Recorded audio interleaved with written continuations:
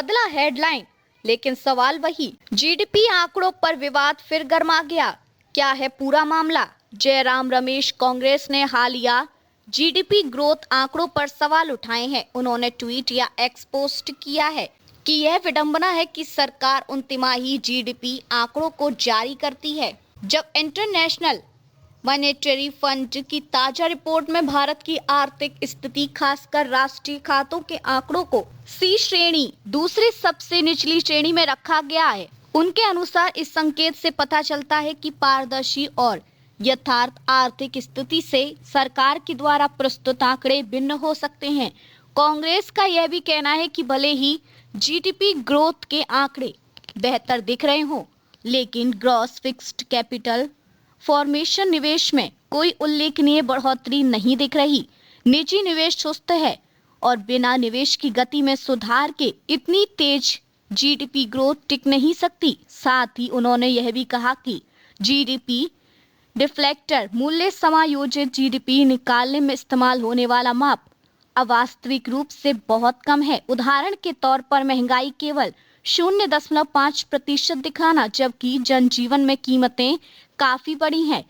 IMF और सरकारी आंकड़े विरोधाभास या मेल। आईएमएफ ने इस साल वित्तीय वर्ष 2025 से 2026 के लिए भारत की जीडीपी वृद्धि दर, रियल जीडीपी ग्रोथ 6.6% रहने का अनुमान लगाया है। साथ ही आईएमएफ ने चेतावनी दी है कि वैश्विक अस्थिरता जैसे टैक्स, कच्चे माल की कीमतों में उतार चढ़ाव भारत की वृद्धि पर दबाव डाल सकती है और निवेश व अंतर्राष्ट्रीय मांग को लेकर सतर्क रहने की बात कही है।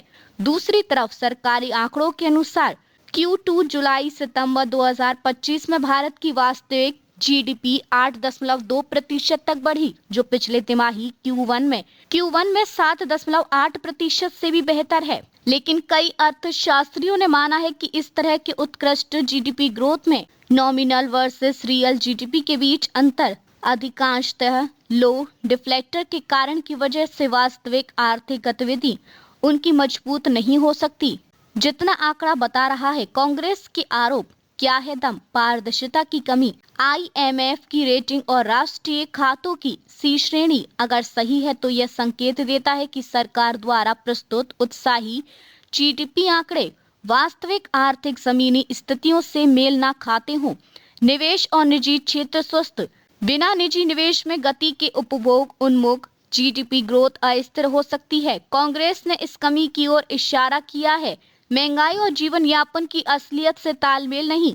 जीडीपी डिफ्लेक्टर या सीपीआई आधारित आंकड़े कम दिखा सकते हैं, लेकिन जब जरूरतमंद परिवार अपने रोजमर्रा खर्चों की बढ़ती कीमतों से जूझ रहे हों, तो उस कम महंगाई वाला आंकड़ा झूठा हो सकता है। विशेषज्ञों की राय, ग्रोथ है लेकिन सतर्क रहना जरूरी। हाँ, ताजा आंकड़े दिखाते हैं कि Q2 में 8.2% जीडीपी ग्रोथ हुई है, जो 6 तिमाहियों में सबसे तेज है। लेकिन कई अर्थशास्त्रियों ने चेताया कि लो जीडीपी डिफ्लेक्टर या नॉमिनल वर्सेस रियल गिरावट वास्तविक आर्थिक स्थिति से तालमेल नहीं रख सकते। इस बीच आईएमएफ का अनुमान 6.6% FY26 यह दिखाता है कि संस्थागत स्तर पर संतुलित रियलिज्म प्लस सतर्कता की नीति अभी कायम है। क्यों है ये बहस? सिर्फ राजनीतिक नहीं, बल्कि अर्थशास्त्री भी। आंकड़े, ग्रोथ रेट, इन्फ्लेशन एडजस्टमेंट, निवेश, निजी खपत, ये सब मिलकर तय करते हैं कि अर्थव्यवस्था असल में कैसी है। जब सरकार उत्साही आंकड़े देती है लेकिन निवेश व जनजीवन में सुधार न दिखे तो उसकी विश्वसनीयता पर सवाल उठना स्वाभाविक है। नेशनल स्टैटिस्टिकल ऑफिस द्वारा उपलब्ध कराए गए तिमाही आंकड़ों के साथ आईएमएफ जैसी स्वतंत्र संस्थाओं की समीक्षा जनता व निवेशकों के लिए पारदर्शिता सुनिश्चित करती है।